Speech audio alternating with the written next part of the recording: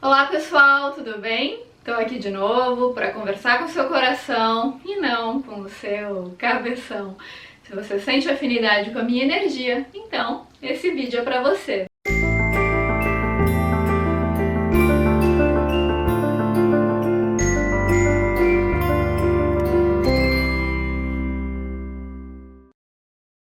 Gente, uma pergunta que eu recebo com muita frequência e recebi essa semana, por isso que eu resolvi gravar esse vídeo, é assim: Gisela, minha vida tá toda travada.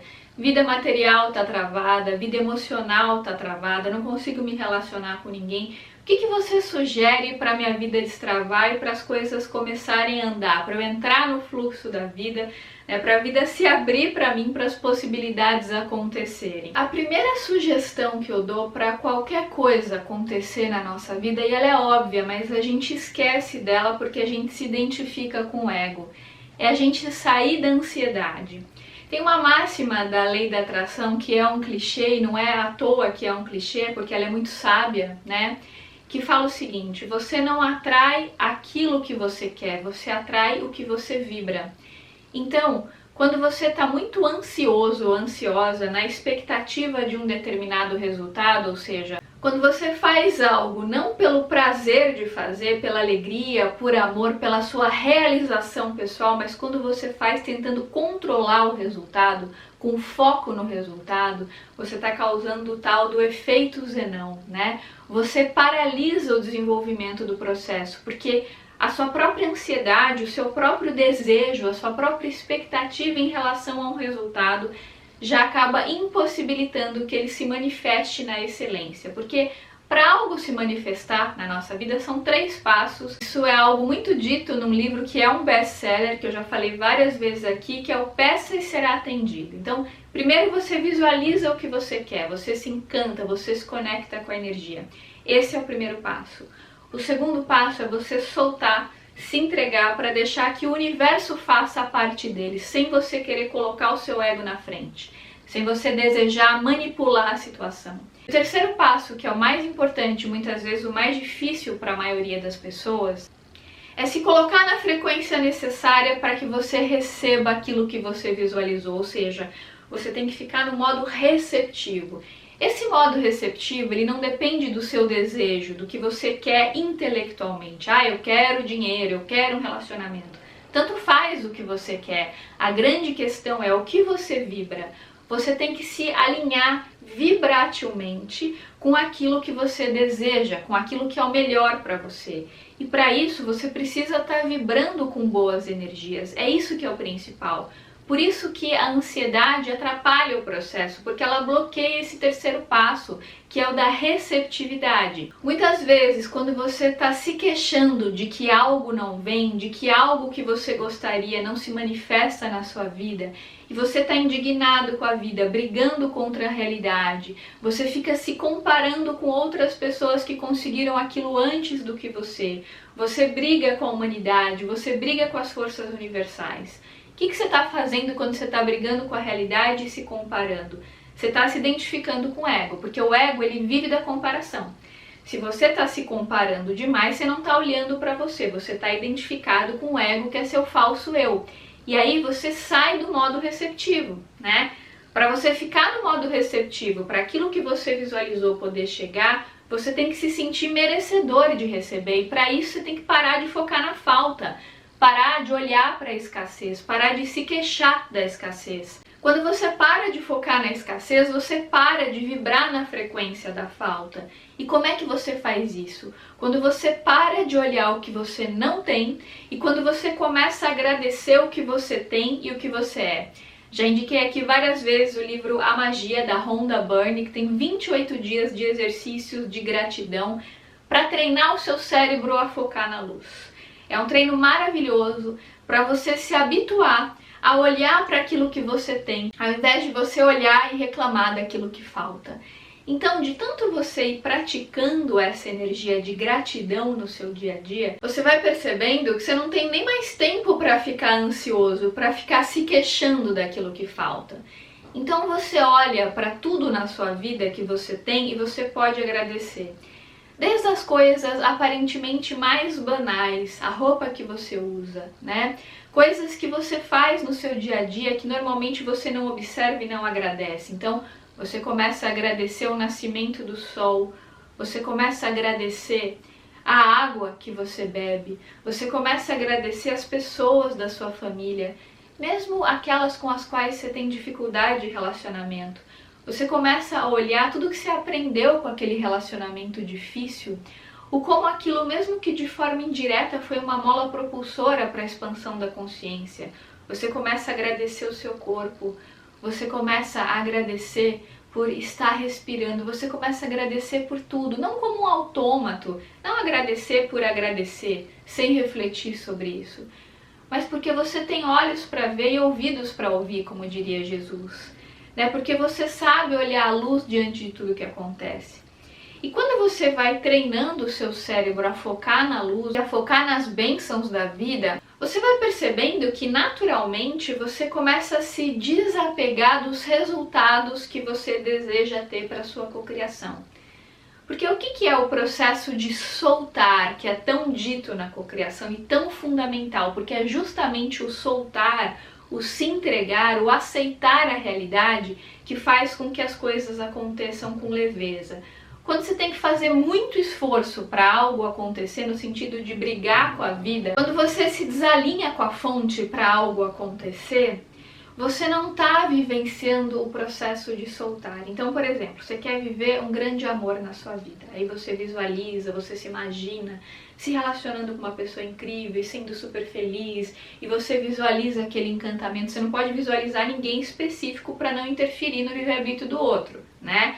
Mas você se imagina vivendo um amor maravilhoso, aquele carinho pela pessoa, uma pessoa com a qual você tenha muita afinidade física, mental, espiritual, talvez até a sua chama gêmea, se for do seu merecimento.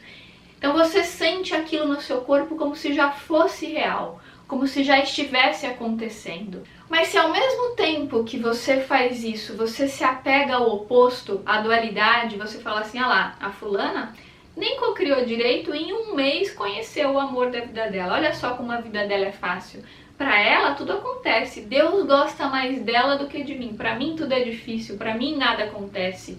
Eu me esforço tanto, eu faço tudo bonitinho, eu faço tudo certinho e para mim nada acontece. O que será que eu fiz de errado na vida passada? Porque olha o cicrano, olha não sei quem, como tá a vida daquela pessoa. E aí você entra na comparação. Quem nunca? Bem-vindo ao clube. Quando a gente começa a se comparar, a gente está focando no ego, portanto está focando na escassez. E aí, mesmo que a gente tenha visualizado, né, feito o primeiro passo da cocriação, a gente não fez o segundo, que é soltar.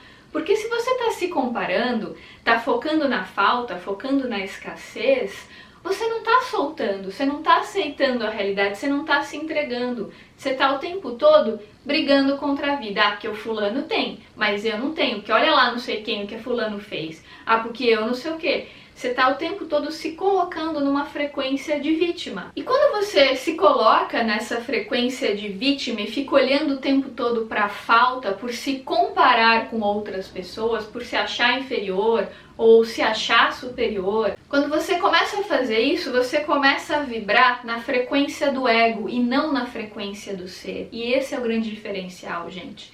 Tem uma frase maravilhosa do Osho que eu já repeti várias vezes aqui, mas vale a pena a gente falar de novo. A gente aprende por repetição, né? Ele costumava dizer que a questão não é o que você faz, mas como você faz.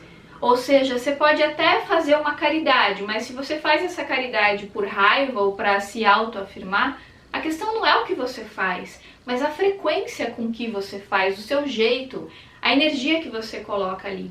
Então, por exemplo, você quer ser um grande profissional, né, um autônomo, e aí você abre o Instagram, começa a divulgar os seus posts, e aí você fica frustrado porque tem pouca curtida, porque tem pouca gente nas suas lives, porque tem poucas visualizações. E ao invés de você se focar na sua realização pessoal ao fazer aquele trabalho, você fica se comparando com outras pessoas que começaram ao mesmo tempo que você, mas que tem mais audiência. E aí você se sente inferior, você acha que seu esforço não vale a pena, né? Você acha que você está gastando muita energia com uma coisa que não vai resultar em nada e você decide parar de fazer. Por quê? Porque ao invés de você se focar na alegria, no prazer, em fazer o seu melhor independente da quantidade de visualização, ao invés de você focar na realização pessoal, porque é isso que faz as coisas aumentarem, né, que faz as coisas andarem, não. Você entrou na comparação, e quando você entrou na comparação e começou a se sentir inferior, você passou a se sentir um fracasso. E aí o que acontece é que você começa a atrair um monte de espíritos obsessores que vibram na mesma frequência, a frequência do vitimismo, do fracasso, e quando você se dá conta, para quem acredita, para quem não tem uma visão materialista da realidade, você vira um imã de Egum, né? Um puleiro de Egum, fica cheio de obsessores. Começa a pensar coisas negativas sobre você, sobre o seu trabalho, e aí quanto mais você reclama, quanto mais você se vitimiza, quanto mais você foca na falta, mais problemas você atrai, mais os possíveis clientes que estavam chegando, eles se distanciam, eles estavam para fechar um negócio com você e fecham com seu vizinho, eles não fecham com você.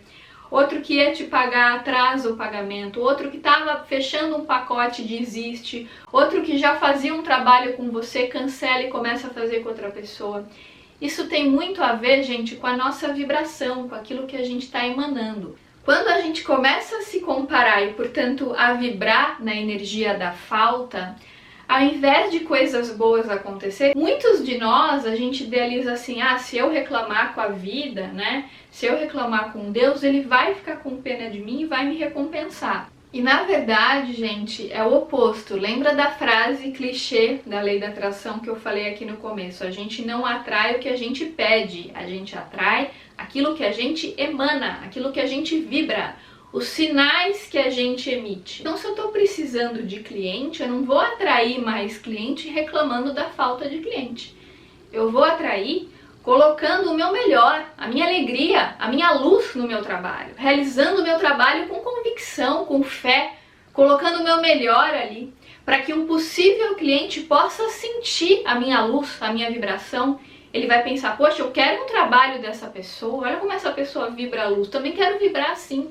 Então nós somos as melhores propagandas do nosso trabalho, ainda mais hoje em dia, né, que pessoas compram de pessoas, né, tanto que se contrata influenciadores para venderem produtos. Grandes marcas contratam influenciadores, porque as marcas estão buscando pessoas, estão buscando caras, né? Então, quando você tem alguém que você confia, que te passa alegria, que te passa amor, você vai querer contratar algo dessa pessoa. Agora, uma pessoa que está se vitimizando, que se acha um lixo, que se acha inferior, como é que essa pessoa vai passar credibilidade para atrair um cliente? Você percebe a diferença, gente? Que não é uma questão de pedir, de visualizar simplesmente, mas é uma questão de vibração. Onde você se coloca, né? Tem uma frase do Gasparetto que é clássica, eu vivo falando aqui.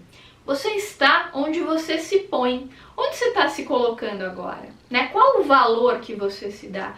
Você compraria um trabalho feito por você? Você consegue enxergar o valor do seu trabalho? O valor da sua energia? O valor da sua hora? Você percebe que consegue fazer algo único? Ou você está sempre se comparando com os outros e se achando um lixo? E no campo dos relacionamentos? Agora eu vou cutucar a feridinha. Estamos aqui para isso. E no campo dos relacionamentos? Você seria capaz de namorar com você mesmo? Você se acha uma pessoa interessante para outras pessoas se interessarem por você?